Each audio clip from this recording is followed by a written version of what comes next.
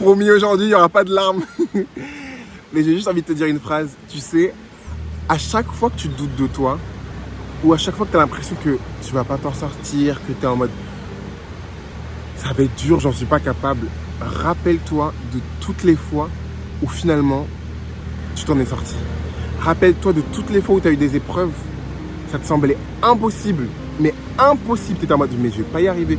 Finalement, tu as réussi soit à t'en sortir, soit à dribbler le problème, soit à le contourner, mais finalement, tu as réussi à passer à l'étape supérieure. J'ai vraiment envie que toi et moi, là, on se pose une seconde et qu'on pense à toutes ces fois où on a douté de nous, où on est en mode on ne suis pas capable, mais finalement, on a réussi à le faire.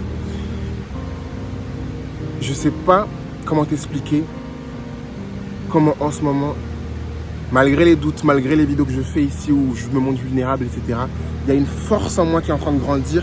Et cette force, elle me rappelle toutes les fois où je me suis surpassé, toutes les fois où je suis passé à l'étape supérieure, même quand je doutais de moi, etc. Souvent, les gars, il faut qu'on se rappelle d'une chose. Souvent, on a besoin d'être nous-mêmes notre propre meilleur ami. Souvent, on a besoin d'être nous-mêmes notre propre papa, notre propre maman et se prendre par la main. Et se prendre par la main, des fois, c'est genre se rappeler, de se faire une petite tape sur l'épaule et se rappeler de toutes les fois où on pensait qu'on n'allait pas réussir, mais on l'a fait, on s'est surpassé, on est allé encore plus loin. Tu vois ce que je veux dire? Et il y aura des épreuves de ouf. Il y aura genre des copains qui vont nous déceptionner. Il y aura des membres de notre famille peut-être qui ne seront pas là pour nous au moment où on en avait besoin. Des fois, notre propre travail vont nous décevoir. Des fois, ça sera au niveau de notre couple qu'on sera en mode non, finalement, genre, ça ne me dit pas. Mais dans toutes ces épreuves-là, des fois, ça sera même notre loyer. On sera en mode putain, j'arrive pas à payer le loyer. C'est la merde en ce moment. Je suis pas capable. Des fois, ça sera à niveau genre de nos finances. Ça sera à niveau de, je sais pas moi, à l'école. Genre, t'es en mode je vais pas réussir cet examen, etc. Et ben, sache que à chaque fois que tu doutes, à chaque fois que t'es en mode je vais pas m'en sortir, à chaque fois, tu réussis à trouver une solution, un plan B, à te surpasser, à dribbler les problèmes, à hacker le système. Genre hacker comme ils disent aux États-Unis, genre hacker, à hacker le système. Si tu es là aujourd'hui, à tes 20 ans, à tes 30 ans, à tes 40 ans, en train de regarder cette vidéo, ça veut dire que tu as été capable de surpasser plein de problèmes personnels. Tu as été capable de surpasser plein d'épreuves que tu étais en mode vas-y. Si tu es là aujourd'hui, là, si toi et moi on regarde la vidéo, c'est que tu as été capable de surmonter plein de problèmes du passé. Tu as été capable de surmonter plein d'épreuves, plein de fois où tu étais en mode non, je vais pas réussir, tu l'as fait. Donc voilà, c'est une petite vidéo pour vous motiver. Je sais qu'il y en a plein. J'ai reçu des mails, hein. Franchement, en ce moment, je reçois des mails, je suis en mode en train de devenir une petite gourou. Ah non, mais j'ai pas envie d'être une gourou. Hein. Mais parce que franchement, quand je dis que j'ai pas envie d'être un gourou, j'ai pas envie de donner des conseils, c'est que pour moi, les gens qui donnent des conseils, c'est des gens qui ont leur vie, genre, qui fonctionne, qui ont leur vie, genre, qui marche. Moi, je suis un petit démon, ma vie, je sais pas où, dans quel sens elle va. Je suis encore plein de doutes, etc. À chaque fois que je filme ici, je partage de façon transparente, comme si je l'écrivais dans mon journal intime, tu vois. Mais tout ça pour vous dire que moi, je crois en toi. Et je te le dis là, en te regardant droit dans les yeux, je crois en toi.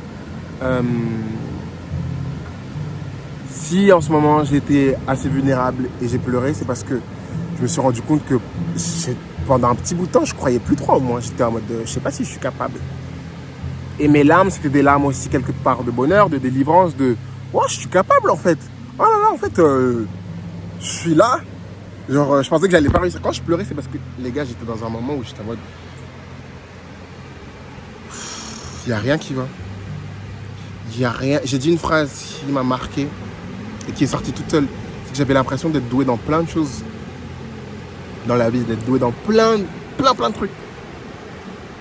Mais on dit toujours courir après plusieurs lièvres. Je sais même pas si c'est l'expression, mais courir après plusieurs lièvres, au final, c'est... Ben, comment tu veux courir après plusieurs lièvres à la fois? Tu dois choisir un but, tu dois choisir un truc, tu dois choisir. Et j'étais en mode, j'avais l'impression d'avoir plein de flèches à mon arc, mais de tirer dans tous les sens. Et en ce moment, genre, mes larmes, c'était des larmes de détresse, que j'étais en mode, mais wesh, je fais quoi là? Je vais où? Quel est mon chemin de vie? Et c'est fou parce qu'à chaque fois qu'on doute, au fond de nous, mais au fin fond de nous, on sait On sait au fin fond de nous quel est le chemin.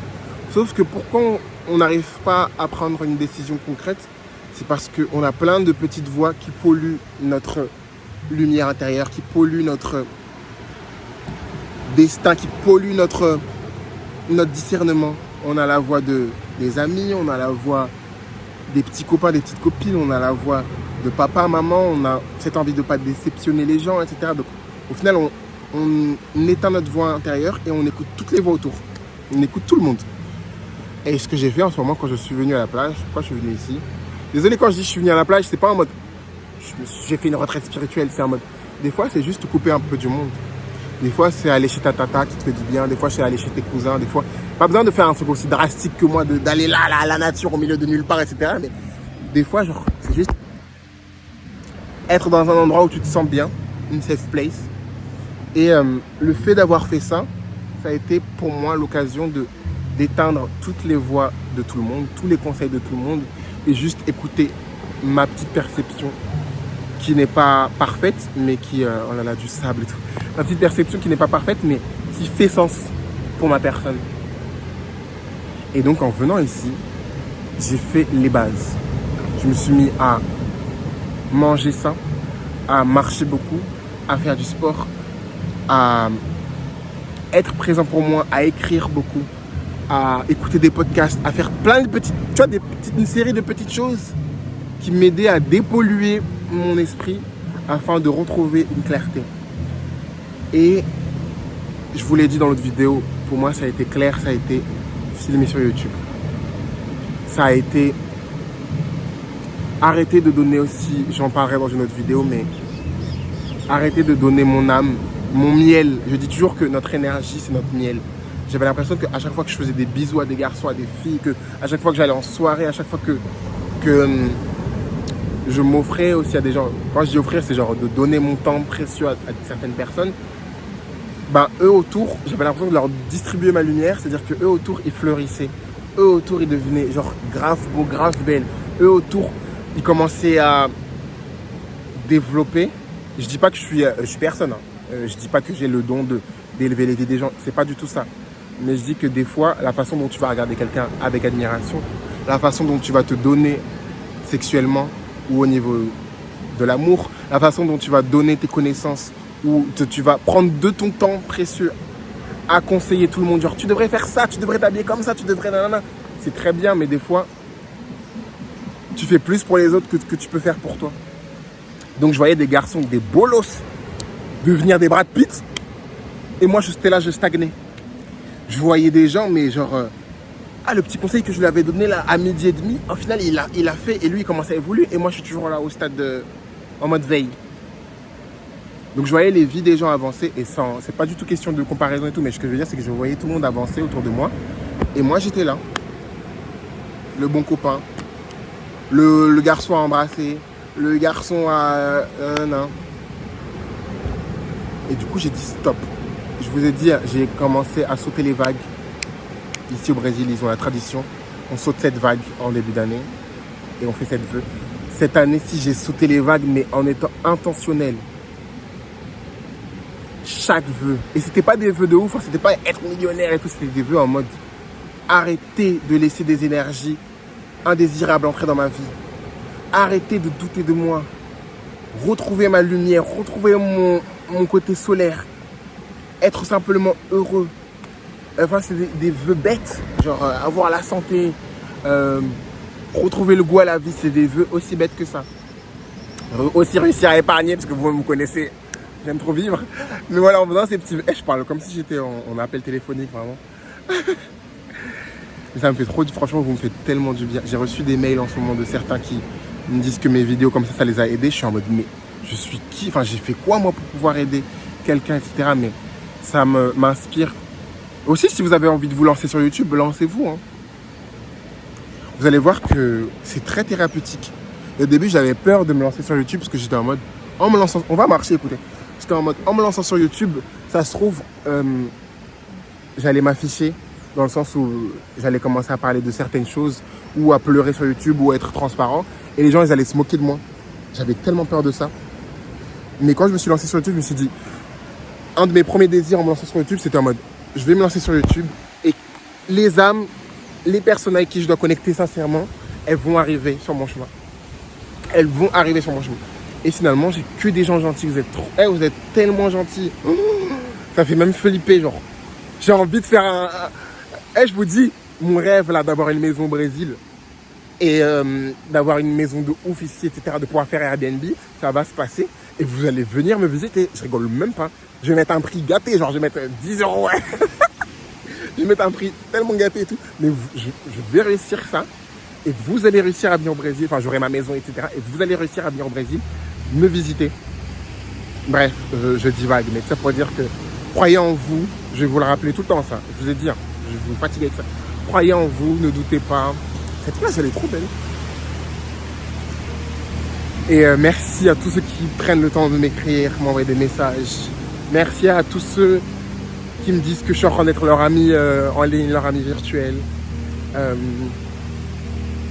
Merci à tous ceux qui... Franchement, enfin, merci. Ça paraît un peu bizarre, on parle à travers une caméra, etc. Mais... Oh là là, j'avais plus d'espace. J'ai dû supprimer des vidéos. Donc je disais, ce truc de YouTube, ça paraît un peu bizarre, etc. Parce que on parle à une caméra, etc. Mais vraiment, genre, j'ai vraiment rencontré des personnes, des abonnés dans la vraie vie. Et on est devenus amis. Genre, c'est pas des blagues. On est vraiment devenus amis. Les gens derrière, ils me regardent en mode, oula, c'est une youtubeuse. Oh, honte. Mais maintenant, je m'en fous. C'est bon, on n'a qu'une vie. Et bon, ça pour dire que, voilà, ce truc de YouTube, ça paraît un peu bizarre, etc. Mais j'ai vraiment rencontré des personnes qui, maintenant, vous, là, les abonnés, etc., c'est devenu, certains d'entre vous, des amis dans la vraie vie. Genre, il y a des amitiés Instagram qui, jusqu'à aujourd'hui, font partie de ma vie. Enfin, vraiment, je vous considère. Je vous considère vraiment. Et merci à vous. Merci pour les messages. Merci pour la force. Désolé si mes vidéos, elles sont pas élaborées de ouf. Si des fois, elles sont un peu genre trop crues, etc. Trop transparentes. J'ai pas de caméra, comme je vous dis. Enfin, caméra genre professionnelle. Je filme avec un téléphone, etc. Mais sachez que c'est pas parfait, mais c'est fait avec le cœur. Et voilà. Je vous aime fort. Merci d'être présent. En ce moment, vous êtes un appui émotionnel et une présence émotionnelle tellement genre... Wouh! Et waouh, c'est trop beau. Wouh! C'est trop beau. Oh là là, c'est magnifique. Waouh! Bon, je vous fais des bisous. Comme toujours, bisous sur la bouche. Et ciao, ciao!